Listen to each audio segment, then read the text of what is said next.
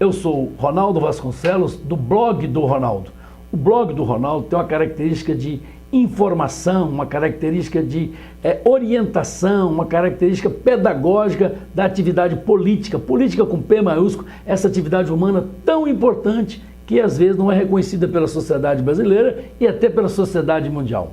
Por exemplo, hoje nós vamos conversar com uma pessoa que tem muita formação, tem muito conhecimento, sociólogo, mestre em ciências políticas, doutor em ciências sociais, autor de alguns livros, Rudá Risse. Obrigado por visitar aqui o blog do Ronaldo, Rudá. Eu que agradeço a oportunidade de estar aqui com você, estou muito contente. Obrigado. Vamos conversar sobre os seus livros, né?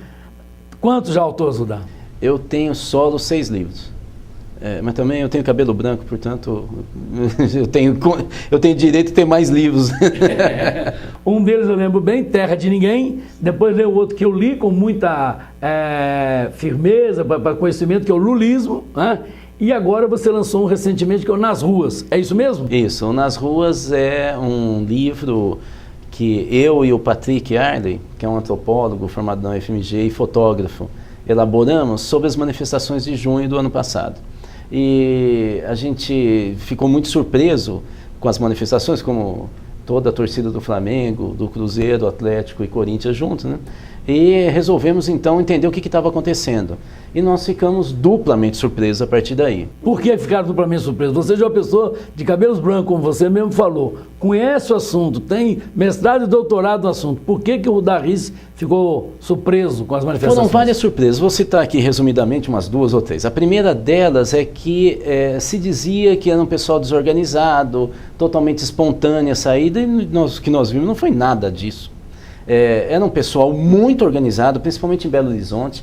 Em São Paulo talvez tenha sido mais assim mesmo, como se falava na grande imprensa, mas em Belo Horizonte, Porto Alegre, Rio de Janeiro, foi absolutamente Brasília, organizado. O pessoal se reunia toda semana, definia qual que era a estratégia, definindo quem seria o porta-voz, que foi aqui em Belo Horizonte o COPAC, o Comitê Popular de Atingidos pela Copa. São 12 comitês nas 12 capitais onde ocorrerão os Jogos da Copa do Mundo. E o COPAC é aqui de Minas, né? Esse pessoal é o que falava com a imprensa. Quando o governador Anastasia quis negociar, foram eles que sentaram à mesa. E eles tinham a legitimidade de um monte de organização que estava por trás, que dizia quem que vai responder por tudo é o COPAC. E engraçado que a grande imprensa não divulgou isso. Mais do que isso, eles criaram a Assembleia Popular Horizontal. Ali nós percebemos que os anarquistas e o pensamento anarquista dominavam inclusive organizações de esquerda. Eu conversei com dirigentes do PSTU, jovens, e teve uma hora que eu parei a entrevista, porque eu falei, não é possível, você está falando de anarquismo, não tem nada com Trotsky. E aí a menina ficou meio embasbacada, porque na verdade é uma cultura que está nas redes sociais, né? Eu entro numa rede, eu não entro, eu converso ou não converso, eu vou aderir ou não. Vou aceitar uma amizade ou não vou aceitar uma amizade, então, vou seguir ou não vou seguir. Essa lógica transportada para as manifestações de rua aflorou uma lógica anarquista mesmo. Eu não tenho líder, não tenho chefe, tudo horizontal. Por isso que aqui chama Assembleia Popular Horizontal. Essa palavra horizontal foi uma sugestão dos anarquistas numa reunião do COPAC. Eles foram e falaram, a gente quer que se chame horizontal, e eles toparam. O pessoal de sindicatos, partidos, que tinha partido. Só para você ter uma ideia, e a terceira surpresa é o nível de organização. Ou seja, não é só que tinha organização, mas o nível. Por exemplo, você sabe que nas assembleias populares horizontais, que ocorria embaixo do viaduto Santa Teresa, 1.500, 2.000 jovens que se reuniam ali, você sabe que tinha assembleias abertas em que havia um coordenador da assembleia que ficava, digamos, no palco, né, ali em cima da marquise, mas havia um segundo coordenador que andava entre a multidão? Por quê? Porque eles achavam que uma pessoa tímida teria vergonha de levantar o braço e falar em público. Então ficava era só o cara chamar, falava, eu queria fazer tal proposta, esse segundo coordenador anotava e passava para o primeiro. Eles decidiam que não podia ter vaia. Inclusive, nas primeiras assembleias, tinha uma preocupação com o método imenso. Alguém sugeriu que quando uma proposta não agradasse, que tinha que fazer assim. Uma menina foi lá falar lá em cima no palco e falou assim, não gente, é muito ofensivo, essa pessoa vai ficar envergonhada todo mundo fazer assim, vamos fazer outro sinal. Eles inventaram outro sinal. Eles deram então uma demonstração assim, na prática daquilo, por exemplo, que outras manifestações, outros movimentos, os próprios partidos políticos, você sabe, eu tenho toda uma história na área política, mais de 30 anos, mas eu sou crítico dos partidos políticos existentes no Brasil, Rudá. 32 partidos políticos oficialmente existentes. Nós temos 32 doutrinas, temos 32 pensamentos políticos, temos 32 ideologias. Eu penso que não. Mas e você, que é teórico e conhece o assunto melhor do que eu? Bom, tem uma tese meio polêmica. Eu acho que a forma partido político, não o nome, a forma. Eu não sou anarquista, então vou deixar claro. Eu nunca fui. A forma partido político, para mim, ela está em ocaso, num ocaso. Ou seja, não, é uma estrutura verticalizada, que você tem um comando central e aqueles que são filiados, mas não têm poder, eles só formam uma ordem unida, como um exército. Então você sai com a mesma roupa, com as mesmas palavras de ordem e tem sempre a mesma meta. A sociedade do século XXI não comporta uma organização desse tipo, porque ela é muito fluida, ela é muito dinâmica, ela muda. Os nossos empregos mudam toda hora. Até, veja as revistas, jornais, o formato da televisão muda toda hora, não é? Então, assim, por que o corte de cabelo? Então, por que a gente teria uma forma de organizar socialmente dentro de um padrão que não está mais em uso? Eu sinto que as manifestações, para mim, do ponto de vista sociológico, porque eu fui lá não para defender, eu fui para entender e o livro tentar explicar, né? É o primeiro livro sobre as manifestações, nós temos 6 já publicados no Brasil, que não defende uma linha, ele tenta explicar sociologicamente o que estava ocorrendo, compara com outras manifestações de jovens, por exemplo, os indignados da Espanha, Occupy dos Estados Unidos, a Primavera Árabe, as Assembleias Populares da Argentina, que pouca gente fala, a Revolução das Panelas na Islândia, a gente compara para tentar explicar. O que a gente ficou cada vez mais surpresos é que talvez essa organização que os americanos chamavam nos Estados Unidos, esse tipo de manifestação, de enxameamento, como se fosse abelha de enxame, talvez esse tipo de organização seja a organização política do futuro. Esse formato das redes sociais, em que as pessoas aderem a uma causa, porque elas se veem nela e elas não se veem usadas por uma hierarquia e uma organização que tem outro interesse, no caso ganhou a eleição. Você vê que a Revolução das Panelas na Islândia, que foi muito parecido com as manifestações de junho daqui, eles fizeram uma nova constituição com 15 mil propostas vindo pela internet, por uma comissão da sociedade civil, não era deputado, que foi nomeada, a justiça falou que não podia ser desse jeito, e o Estado totalmente acantonado, né, acuado, resolveu nomear como sendo delegados deles. Aí legalizou um grupo de 25 cidadãos que tinham sido escolhidos abertamente, que não eram filiados ao partido, e eles começaram a coletar as propostas pela internet. Foram mais de 15 mil propostas. Então, será que essa não é uma nova forma de organização política? Na eleição passada, eu não escondi ninguém, votei e trabalhei para Marina Silva, ela obteve mais de 20 milhões de votos, e agora ela tentou, com a sua liderança, criar um novo partido político no Brasil, Rede Sustentabilidade. E ela não conseguiu. Pode dizer que é culpa do cartório daqui, cartório dali, mas na verdade faltou gestão, faltou comando, faltou organização, faltou planejamento para Marina Silva? Sabe, Ronaldo, o que eu acho é o seguinte, eu tive uma reunião, eu fui convidado pela rede aqui de Minas, Rede Sustentabilidade aqui de Minas Gerais, para conversar sobre o futuro da rede.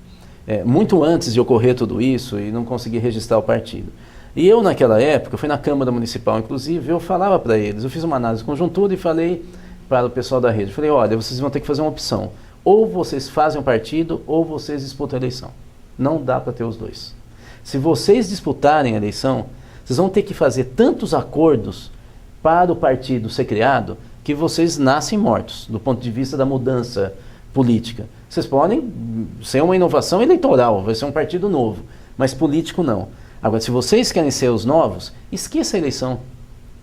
Esqueça a eleição do ano, falei o ano passado, né, de eleição presidencial, e tenta marcar uma posição para deixar claro que vocês são novos. Está pensando em 2016, 2018, qualquer coisa? Veja, a Marina fez o meio do caminho.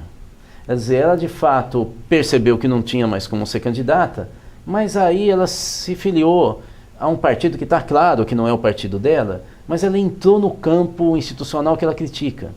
Ela vai ter que fazer uma ginástica, porque eu não acho que a maioria dos filiados e militantes da rede pensam como ela. Aliás, eu conversei com vários, aliás, um grande assessor dela ficou assustadíssimo quando ela anunciou que estava se filiando ao PSB. Eu acho que ela está no fio da navalha, como sempre na vida dela.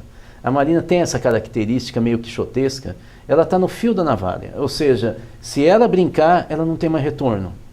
Vamos imaginar numa hipótese que eu não acredito que Eduardo Campos ganhe. Ela vai ser vice-presidente da República. E aí, que rede é essa nova? Ela vai governar com o alto empresariado, ela vai governar com os ruralistas. E aí, como que ela vai governar? Ela está eleita. Agora vamos lá, duas perguntas finais para esse bate-papo informativo com você. Primeiro, eleições em Minas Gerais. Vai haver polarização entre PT, Pimentel versus PSDB com Pimenta da Veiga em Minas? Então, veja só, eu acho que a tendência é essa, mas se eu pegar os dados das pesquisas hoje, o Pimentel ganha no primeiro turno. O Pimentel está entre 36% e 40% das intenções de voto em qualquer instituto de pesquisa. E o Pimenta da Veiga está em torno de 10%, quer dizer, está muito atrás.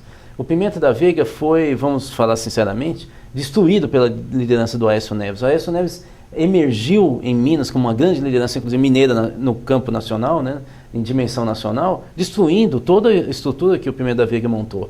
Agora ele vem, segundo o Marcos Pestana, pelas mãos do PSDB de São Paulo, que diz que só aceitava a candidatura do Aécio se o candidato ao governo aqui fosse o Pimenta da Veiga. Então ele vem das catacumbas, né? Ele não vem de Minas. Mineiro não aceita muito isso. Essa história de vir de fora, principalmente de São Paulo, é um pouco estranho. Mas acontece que você tem uma máquina. E você tem uma pessoa que é muito popular, um candidato ao governo federal, que é muito popular em Minas, que é o Aécio, e um bom governador, né, que é o Anastasia. Cometeu erros, mas ele é um bom governador, ele não criou nenhum tipo de constrangimento aos mineiros, ele fez o possível, trabalhador, uma pessoa cordata, que negociou com todo mundo, mesmo numa greve tão pesada como foi a dos professores. Ou seja, ele é uma certa unanimidade, esse estilo dele de ser não político, ou de ser político novo. Então, assim, nós temos a máquina e esses dois nomes que podem criar alguma mudança nesse cenário. Mas hoje o Pimentel estaria eleito no primeiro turno. Vamos para o cenário nacional, que é um pouco mais complicado, porque aí diversos partidos, a informação que nós temos aqui no blog do Ronaldo, que já temos hoje cerca de 8 a 10 partidos que querem lançar candidaturas, de todos os tipos, a gente sabe disso. A Dilma é a favorita hoje, mas vem aí 8 ou 9 candidatos. A eleição vai ser resolvida no primeiro turno, segundo turno, ou está imprevisível ainda? É muito parecido com Minas nesse sentido. A Dilma hoje estaria eleita no primeiro turno, por WO. Não é que o governo dela é considerado pelos brasileiros como um excelente governo. Pelo contrário, 66% dos brasileiros, na última pesquisa da Datafolha, querem mudança. O problema é que não vê na oposição alguém capaz de fazer as mudanças que eles querem. Por quê?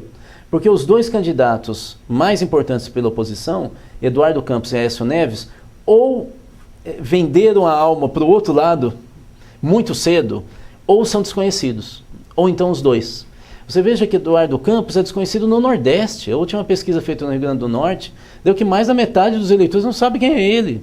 O pessoal de Alagoas, a mesma coisa. Tudo próximo de Pernambuco, onde ele governa. Então, assim, há um problema de musculatura no caso da candidatura de Eduardo Campos. Ele não tem capilaridade. Talvez a TV ajude a melhorar, mas o tempo é muito curto. É uma campanha curta de 2 meses, muito rica. A Dilma Rousseff está tentando fechar o cofre, fazendo uma reunião nesses dias com o alto empresariado brasileiro, justamente para cortar o cofre para a oposição. E, por outro lado, você tem o Aécio Neves, que errou, mas errou, foi uma derrapagem discursiva imperdoável de ficar batendo na tecla das privatizações, né?